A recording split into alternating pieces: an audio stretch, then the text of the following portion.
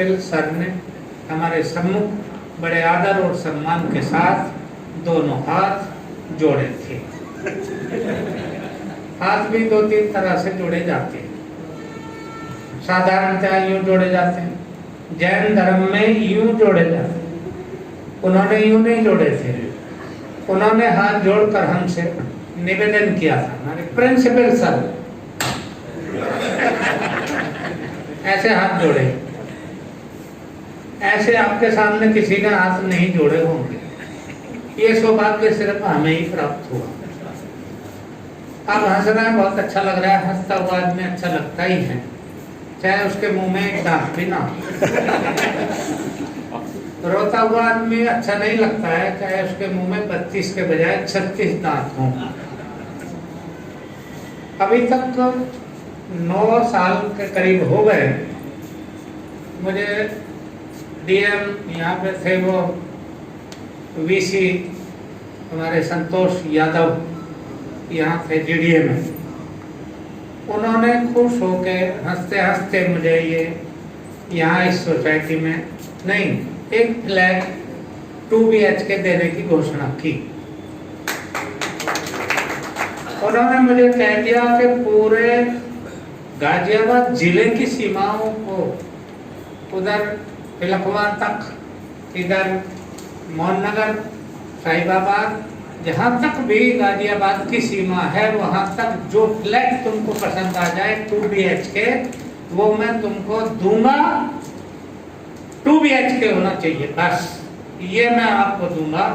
आप सर्वे कर लो और मेरे पास लेके आ जाओ, उसका पूरा हिसाब किताब, मैं आपको वो एक फ्लैट दूंगा। तो मैंने कहा मजाक कर रहे होंगे, जैसे हम कर रहे हैं, हम करते रहते हैं, तो ऐसे ये भी कर रहे होंगे। तो हम गए नहीं। तो फिर उन्होंने किसी और से कहा जिन्होंने मुझे बुलाया था, देवेंद्र हितकारी उपभोक्ता भंडार वाले हैं यहाँ, उनको उन्होंने कहा यार बड़े अजीब आदमी, मुझे मिलने को लोग तरसते हैं और ये आदमी मैंने बुलाया और आया नहीं। उन्होंने मुझे फोन किया, मैंने कहा यार डीएम पीएम ये गरीब आदमी मुझे क्या देंगे, मैं सेंसा आदमी हूँ। मैं तो कभी गया नहीं, मेरा कोई काम नहीं पड़ा डीएम के पास। चलो आप कह रहे हो तो चला जाता हूँ। तो मुझे हितकारी ने ये बात कही कि यार जो तुम्हें देना तुम लेके मुझे दे देना, मैं तुम्हें 2 लाख रुपए दूंगा। 2 लाख रुपए दूंगा, 2 लाख रुपए दूंगा, वो कुछ भी दे बस तुम ले लेना। तब यार मेरी समझ में आया कि कुछ मामला गड़बड़ है, कुछ अच्छा ही होने वाला है। मैंने अपने बेटे को फोन किया, वो सीनियर साइंटिस्ट भारत पेट्रोलियम में है।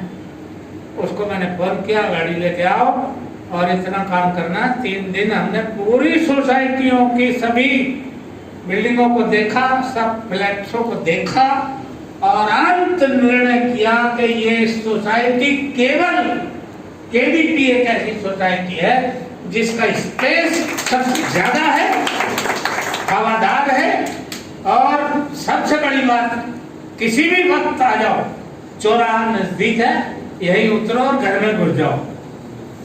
लेकिन क्या हुआ, ये दुर्भाग्य कहें तो भाग्य कहें कि मुझे ये छड़ी लेनी पड़ी। अब लोग पूछते हैं भाई साहब ये छड़ी क्यों ली है? हमने कहा कुत्तों के लिए। कौन से कुत्ते? हमने कहा 2 पैर वाले हैं, कुछ 4 पैर वाले हैं।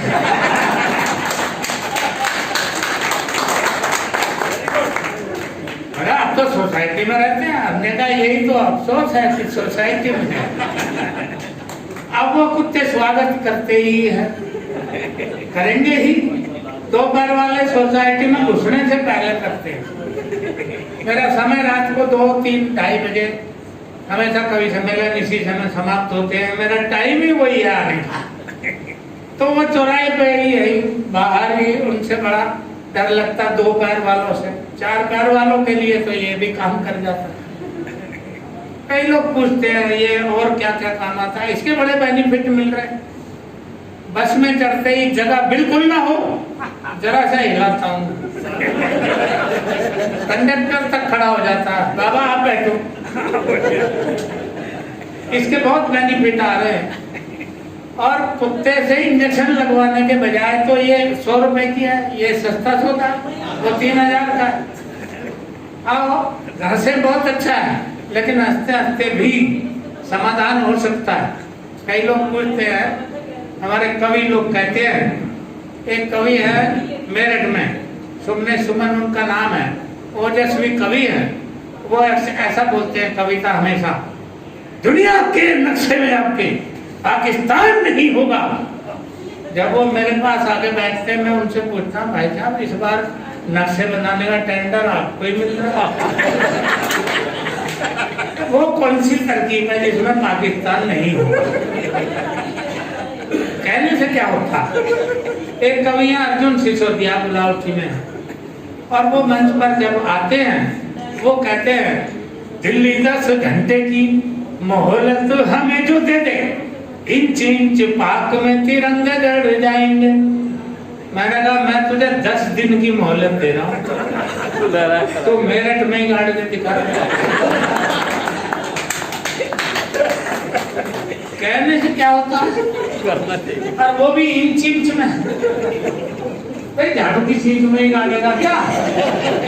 मच्छरदानी में भी अगर मच्छरदानी वाली छड़ी में भी अगर तो झंडा गाड़ेगा तो 1 इंच तो वो मोटी वजह ही होती है, तो कैसे गाड़ देगा? कोई तुकबंदी की बात करो, कोई ढंग की बात करो, कुछ परिवर्तन की बात करो, जो हजम हो सके वो बात करो। एक कवि कह रहा था मुझे दिल्ली में, अभी परसों की बात है, वो कह रहा था, नहीं लड़का था बिल्कुल, वो कह रहा था 2 के बदले हम 10 शीश काट के लाएंगे। मैंने कहा ब्लेड भी मैं ही दे रहा हूँ और मेरी एक उंगली काट के दिखा,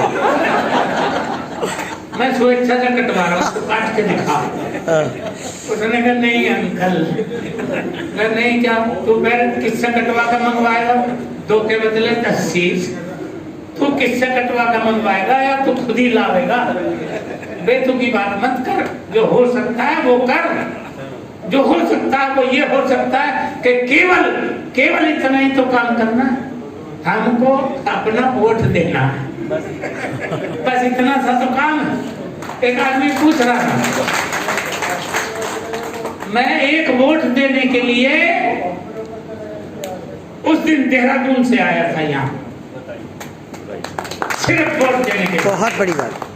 पर मैंने जहाँ वोट दिया था वो सफल नहीं हुआ। मेरा वोट जो है वो क्या करूं, मुलायम सिंह के खाते में चला गया। अब वो झाड़ू वाले में चला गया, कहीं भी चला गया। मेरा मतलब कहने का ये है, एक आदमी ये कह रहा था, भाई साहब ये व्यवस्था परिवर्तित होती क्यों नहीं? मैंने कहा इसलिए नहीं होती कि एक भेड़िया कह रहा था, भेड़ों को इकट्ठे करके कह रहा था, सब भेड़ों को हम वादा करते हैं इस बार सर्दियों में हर एक को एक प्योर ऊन का कम्बल देंगे।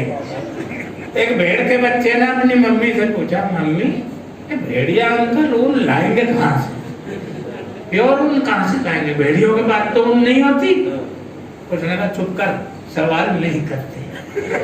ये तो सवाल नहीं करते, ऐसे लोगों को सवाल करना चाहिए, सवाल उठाना चाहिए, व्यवस्था परिवर्तित करना चाहिए। विपक्ष का होना बहुत जरूरी है। हम विपक्ष को खत्म नहीं कर सकते। विपक्ष खत्म कर दिया तो हम कोई आदमी है जो हम कहें कि एक नई गाड़ी है, न्यू ब्रांड, पर ब्रेक नहीं है कंपनी से, क्या हम उसे ले लेंगे? कोई आदमी हमको कहे कि हम अपने स्कूल में वर्दी देंगे, किताबें देंगे, फीस माफ करेंगे और बच्चों को भोजन भी देंगे और सबसे बड़ी बात परीक्षा नहीं लेंगे। क्या हम ऐसे स्कूल में अपने बच्चे को पढ़ाएंगे?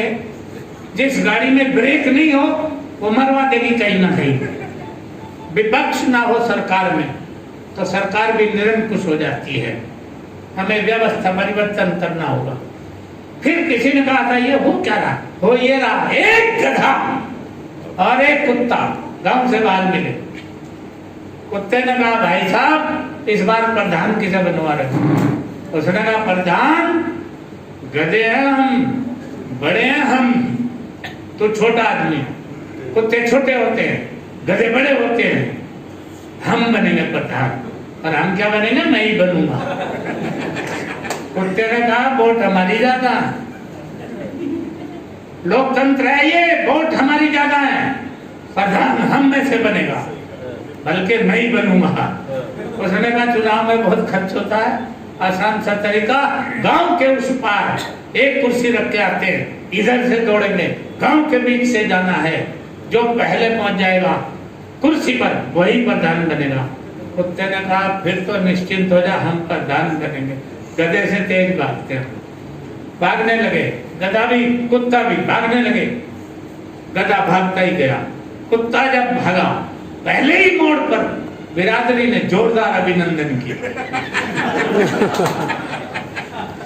उन्होंने आगे बढ़ने ही नहीं दिया, स्वागत समारोह इतना तगड़ा हो गया। वहां से किसी तरह पीछा छुड़ा के आगे गया, अगले मोड़ पर फिर बिरादरी स्वागत में खड़ी। वो बेचारा लहूलुहान होकर जब तक वहां पहुंचा, गधा पहले से ही कुर्सी पर विराजमान।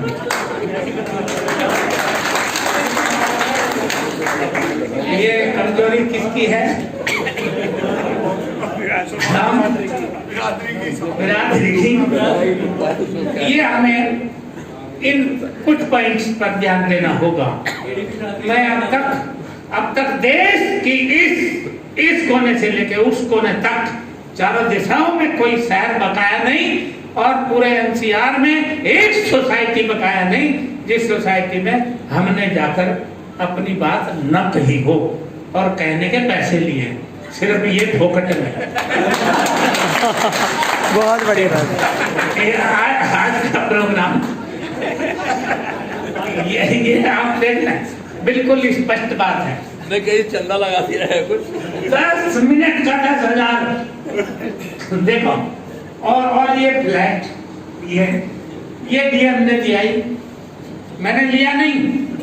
और 8 साल में 8 दिन नहीं रहा हूँ अभी तक, उसमें 8 घंटे कभी रुक गया, मुश्किल से, रुकने लायक ही नहीं है। कई लोग पूछते हैं, कई लोग फोन आते हैं, कई तो शर्म आता, लड़कियों को फोन आते हैं, अंकल बेच रहे हो या किराए पे दे रहे हो? मैंने कहा दोनों ही स्थिति में मैं नहीं, क्योंकि किराए वाला भी देख के वो भी ना करेगा, और खरीदेगा कौन? जिसकी वैल्यू, ये कोरोना तो अब बेचारा कोरोना भैया तो अब आया, अब तो ये यूक्रेन में मारा गया विद फैमिली, मेरे पास खबर आई है, यूक्रेन में मारा गया, ये रूस की मिसाइल गिरी है, विद फैमिली मारा गया वहां। अब डरने की जरूरत नहीं है, हटा दो मास्क, मैं जिम्मेदार हूँ। और खुल के हंसो, यहाँ खुल के हंसो, ताली बजाओ। देखो यहाँ से बाहर निकल के अगर चौराहे पे तुमने यही काम कर दिया, मेरी कोई जिम्मेदारी नहीं। वहां जाके अगर तुमने ताली बजाई और हंसने लगे, लोग क्या कहेंगे? देखो ये मूर्ख खामखा ताली बजा रहा, ये मूर्ख खामखा हंस रहा, ऊपर से खाली हो गया है। हाँ, फिर मैं ये कहता हूँ कि अगर कोई मूर्ख बोले तो बस 5 मिनट बैठो और ये सोचो कि इस बेवकूफ को पता कैसे चले। इतना सोचो, कोई गलती हो जाए, आदमी गलतियों का पुतला है, कोई गलती हो जाए कभी भी, तो करना क्या है? जब भी कोई गलती हो जाए, पूरी सोसाइटी के लिए कह रहा हूं, कोई गलती हो जाए तो क्या करना है? बैठो, 5 मिनट बैठो और सिर्फ ये सोचो कि ये किसके नाम लगा दिए। जैसे गलती हो जाए तो डीएसपी साहब है, इनके नाम लगाओ, समर्थ आदमी के नाम लगाओ, समर्थ को नहीं दोष घुसाई। जब भी कोई गलती हो जाए किसी समर्थ आदमी के नाम लगाओ, ये उनकी गलती है। मैं हमेशा कहता हूँ, इनका नाम लेता हूँ धर्मेंद्र चौधरी की गलती है, सोसाइटी की ये दशा हो रही है। समर्थ को नहीं दोष घुसाई, वो अपने आप झेले। धर्मेंद्र घर में रहने दोगे कि नहीं? उसकी घरवाली कहेगी कि इतनी गलतियां करा तो घर से बाहर निकल पहले। देखो वो है ही नहीं, यहाँ वो यहाँ है ही नहीं। अरे आ जाएगी, जहाँ भी होगी। उन्हें कौन खबर देगा? कोई भी इनके घर जाके नहीं बोलेगा। फिर मैं ये बात कहता हूँ, अपनी क्षमताओं के अनुसार बात करते हैं हम, बस। ये जो बात है कि सेवा करेंगे, मैं तो नहीं करूँगा, मैं करता नहीं, मेरी तो आदत छूट गई। हम अपने खेत पे गए, खेत पे एक बच्चा मेरे साथ था, पोता मेरे साथ में था। खेत पे गए, जाके पोते ने कहा बाबा पानी पे आओ, तो हमने उसमें एक डब्बा रख रखा, उसमें रस्सी बांध के कुएं में डाला, उसमें मोर पड़ा हुआ था पहले। अब हमने कहा तो जिंदा है मोर, कैसे घुस गया इसमें? भाई गलती से गिर गया होगा। मैंने बेटे पहले इसे निकालो, मैंने कहा रस्सी पे पहले डोल में बैठ जा तू, मैं तुझे इसमें उतारता हूँ और तू रस्सी खोल के इसमें से मोर के पैर में बांध दी। बच्चे ने इतना काम कर दिया, तो मैंने उतार दिया, वो पैर में उसने बांध दी रस्सी, मैंने मोर को बाहर निकाला। मोर बाहर निकलते उड़ गया, वो तो गया। अब रह गया पोता अंदर, अब हमने कहा इसको निकालते हैं। पोता तब तक जब तक हम ये प्रक्रिया कर रहे थे, पोते के पैर में कुछ लगा। उसने कहा बाबा इसमें तो एक बैग पड़ा, और हम कहा अब कैसे निकालते हो सके, लाटरी निकल गया। हमने वो बैग निकाला, फिर हमने पोते को निकाला, बाहर निकाल के बैग खोला। बैग खोलते ही उसमें खून से लथपथ कपड़े और एक बच्चे की लाश थी, एक छुरा उसमें था। ये हमारे ही गांव का आदमी था और गांव का ही बच्चा था और गांव का ही वो हत्यारा था जिसका वो कपड़े थे। अब हमने कहा बेटे बच्चे घर में अपनी मम्मी को नहीं बोलना। उसने कहा नहीं बोलूंगा पापा, जैसे आप कहो। वापस फेंक दिया उसी में, दोनों वापस आ गए। बच्चे ने अपनी मम्मी को बता दी, मम्मी ने अपनी पड़ोसन को, उसकी सहेली होगी उसे बता दी, उसने अपने आदमी को बता दी, उसने चौकीदार को बता दी, और फिर डीएसपी साहब तक खबर पहुंची गई। तो फिर तो हमें बाइज्जत पकड़ के ले जाया गया। अब सीन देखिए, एक तरफ जज, एक तरफ वकील, एक तरफ दरोगा जी हाथ में डंडा एक लिए थे और बार बार वो अपने ऐसे मार रहे थे आप मेरे तरफ देख के। और एक कटघरे में वही गांव का आदमी जिसके वो कपड़े थे, जिसने हत्या की, और वो बार बार मेरी तरफ देख के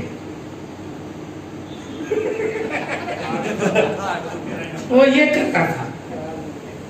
और जज साहब भी मेरी तरफ देख के हाँ हाँ बोलिए खिचड़ी बोलो, कुछ तो बोलो। हमने कहा बोले। एक तरफ हम देखे दरोगा जी की तरफ डंडा है, एक तरफ देखे वकील की तरफ, एक बार देखे उस हत्यारे की तरफ। हम आखिर क्या बोले?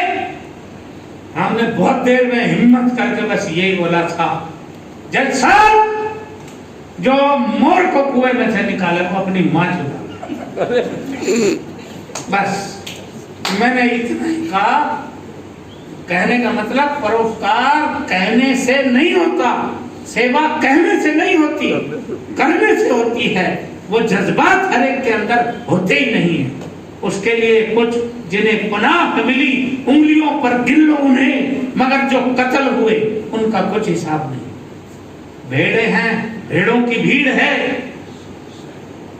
भेड़िए कम हैं, शेर कम हैं।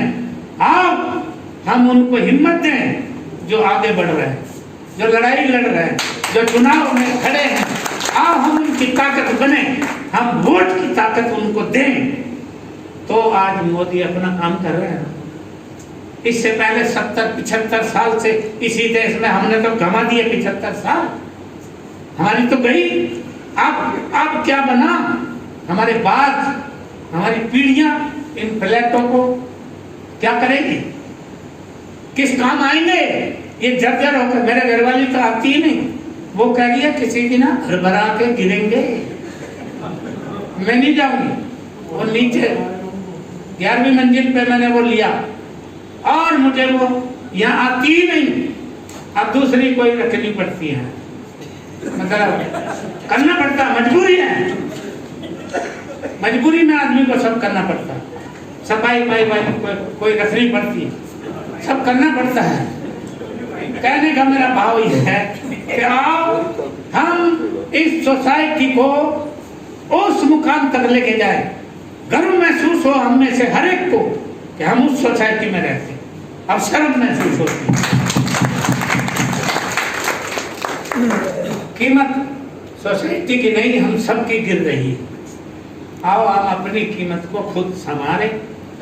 हमारे जैन साहब ने कहा, कमजोर से आदमी ने कहा, आप देखो अधमरा तो अगला पहले ही है, फिर भी बात देखो अगले ने क्या बात कही है। मैं उनकी हिम्मत को दाद देता हूँ। एक बार खड़े होगा तो दिखाओ। हाँ भाई, अपना चेहरा दिखाओ, चेहरा बातें बहुत कुछ है। मैं तो 1 महीना तक दुबई में गया तो 1 महीना लगातार बोलता रहा, रात दिन बोलता रहा। मेरा काम ही यही है, बोलना ही पड़ता है, चुप करना पड़ता है लोगों को। बोलने के लिए इतना कुछ है, पर आज तक जो बातें मैंने बताई वो देश से लेकर विदेशों तक किसी की समझ में नहीं आई। कमाल है कि नहीं? पढ़े लिखे लोग फिर भी किसी की समझ में नहीं आई, क्योंकि मेरी बात ही ऐसी है।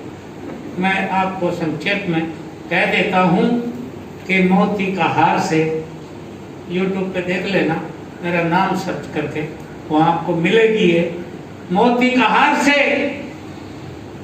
मोती जब हार से टूट जाता कभी, और एक मोती अगर अलग चला गया तो गया कूड़े के ढेर में।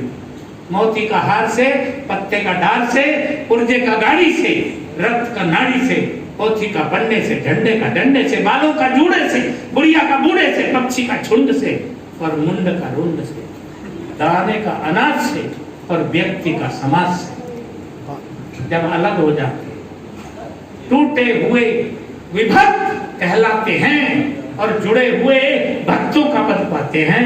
आओ हम सब भक्त बन जाएं। सर्वप्रथम देशभक्त, प्रभु भक्त, गुरु भक्त, पितृ भक्त, मातृ भक्त, समाज भक्त, और कुछ भी न बन सके तो बन जाएं पत्नी भक्त। इसमें भी समाज का ही कल्याण है। दिल्ली की दीवारों पर लिखा हुआ है, नारी का सम्मान ही राष्ट्र का सम्मान है। आओ हम उन बहनों का भी सम्मान करें जो आज घर से निकल के यहाँ तक आई और जिन्होंने यहाँ बोलने की हिम्मत की और सुझाव दिए, और हर एक का मैंने सुना, सबके अच्छे सुझाव हैं। हम इस सोसाइटी को मिलजुल कर, एक होकर ही संभाल सकते, और सोसाइटी तो चौराहे पर है, पर उससे आगे एक इसी बराबर वाली सोसाइटी मेरे बहुत बाद में बनी है। वो मुझे कह रहा था, मेरा जानने वाला आदमी, मास्टर आदमी, इसी सोसाइटी में आया बराबर वाली में, वो कह रहा था आपका कहाँ है? हमने कहा KDP में। डरते हुए बताया, उसने कहा बड़ी खराब दशा है। खराब दशा मेरी है कि सोसाइटी की? क्या बताऊं, मेरी भी हो ही रही है। मेरी है कि सोसाइटी की? सोसाइटी की जैसे आदमी की खाल छुटती रहती है ना, वो हालात हो रहे हैं ना चारों तरफ। हो गए, अंदर की जिम्मेदारी हमारी है। मेरे फ्लैट में जाके देखो, अंदर की जिम्मेदारी मेरी है। अंदर तो सब ठीक है, बाहर अंदर कॉन्फिडेंस है। मुझे एक आदमी कह रहा था, तुम तो अब असहाय हो गए, बेबस हो गए, बुढ़ा हो गए। हमने कहा अरे दिल जमा हो तो बेबसी कैसी, और सफेद बालों की तो ऐसी की तैसी। अब हमें अपनी उस अंदर की जवानी को बरकरार रखना है। इसलिए कहता हूं कि मैं नहीं कहता कि तुम पूजो किसी भगवान को। देखो चैलेंज कितना बड़ा है, यह है हिम्मत कि मैं नहीं कहता कि तुम पूजो किसी भगवान को, क्योंकि 33 कोटि भगवान तो हमारे हिंदुस्तान में पहले से ही थे, प्लस 460, लगभग 460 रेडीमेड भगवान अब है, जिनमें से कुछ भगवान पिछले दिनों हमारे बीच नहीं रहे, अर्थात गए। कुछ भगवान पिछले दिनों जेल चले गए। ये मुझे सुबह सुबह मिल गए, ये धर्मेंद्र, ये मुझे कह रहे थे आप तो बिल्कुल आसाराम लग रहे हो। मैंने कहा अगर मैं आसाराम हूँ तो धर्मेंद्र तू नारायण साईं। आप सत्यनारायण साईं देखो बात तो कहनी पड़ेगी, बिल्कुल सच्चाई। मैं तो सच बोल रहा हूँ जैन साहब, आपसे मुझे काफी हिम्मत मिल गई है। जिस आदमी के पास एनर्जी है ही नहीं, एनर्जी मिली, एनर्जी सब खत्म हो चुकी है, फिर भी मिल रही है।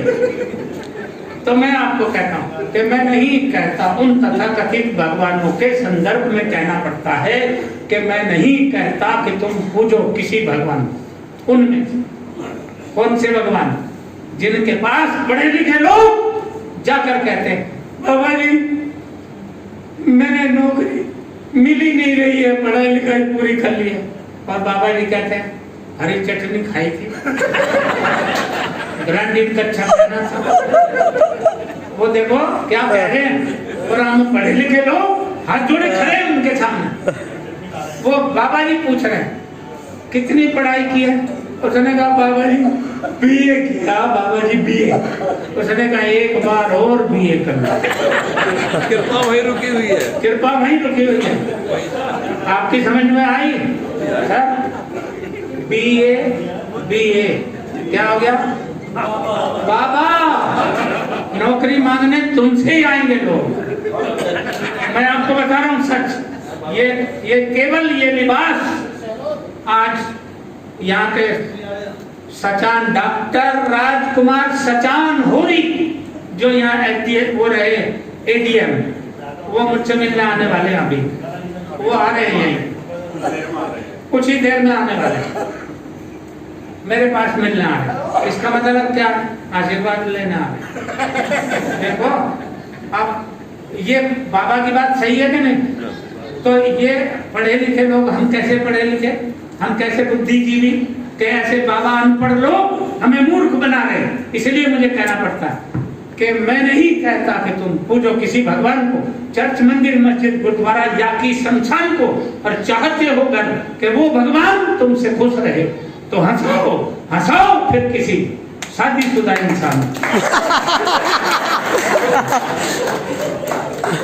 अच्छा वो कह रहे थे तुम्हें आसाराम बता रहे। तो बैठे रहो तुम। देखो अगर मुझे आसाराम बता रहे हो तो तुम जगत गुरु रामपाल हो। आप हंस रहे राम रहीम। हाँ, फिर मैं ये कह रहा हूँ कि फिर अगर चाहते हो घर कि वो भगवान तुमसे खुश रहे तो हंसाओ फिर किसी शादीशुदा इंसान। बहुत मुश्किल काम है।